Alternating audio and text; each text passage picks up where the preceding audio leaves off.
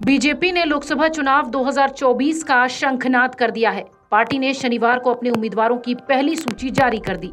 Party के राष्ट्रीय महासचिव विनोद तावड़े ने बताया कि 16 राज्य और 2 केंद्र शासित प्रदेशों की 195 सीटों के उम्मीदवारों के नाम तय कर दिए गए हैं।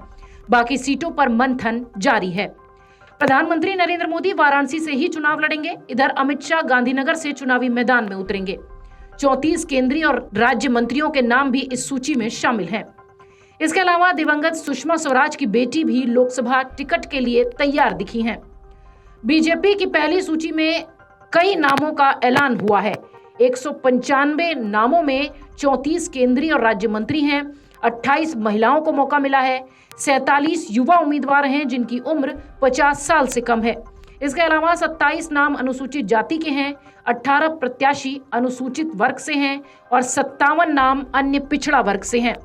किस राज्य से कितनी सीटों के प्रत्याशियों का ऐलान हुआ, अगर ऐसे देखा जाए तो उत्तर प्रदेश की 51, पश्चिम बंगाल की 26, मध्य प्रदेश की 24, गुजरात की 15, राजस्थान की 15, केरल से 12, तेलंगाना से 9, असम से 11, झारखंड से 11, छत्तीसगढ़ की 11, दिल्ली की 5 और जम्मू कश्मीर की 2 सीटों पर प्रत्याशियों का ऐलान हुआ है।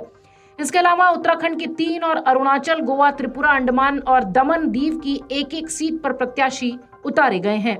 गुरुवार को पार्टी ने देर रात तक मंथन करके केंद्रीय चुनाव कमेटी की बैठक की थी, जिसमें प्रधानमंत्री नरेंद्र मोदी, पार्टी के अध्यक्ष जेपी नड्डा और गृह मंत्री अमित शाह सहित कई सदस्य शामिल थे। बैठक के बाद से ही कयास लगाए जा रहे थे कि पार्टी की ओर से लोकसभा चुनाव के लिए 100 से 125 सीटों पर उम्मीदवार घोषित किए जाएंगे। बैठक में 2014 और 2019 के लोकसभा चुनाव में पार्टी की हारी हुई सीटों पर भी गंभीर चर्चा हुई। पार्टी लोकसभा चुनाव में सबसे ज्यादा महिला प्रत्याशी उतारने की तैयारी में भी थी।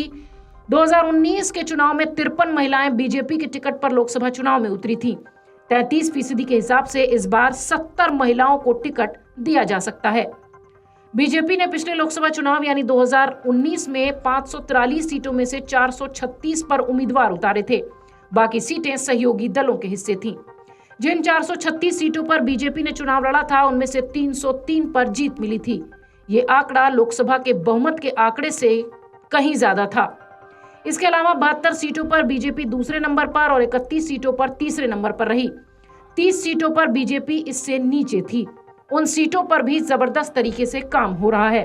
बहरहाल भारतीय जनता पार्टी ने लोकसभा चुनाव 2024 का चुनावी बिगुल फूंक दिया है। 195 नामों के उम्मीदवारों के साथ अब चुनाव की तैयारियां शुरू हो चुकी हैं। Video desk amarujala.com। अगर आप ये वीडियो YouTube पर देख रहे हैं तो हमारे चैनल को सब्सक्राइब करें और बेल आइकन को दबाना ना भूलें। अगर आप Facebook पर ये वीडियो देख रहे हैं तो हमारे पेज को लाइक करें।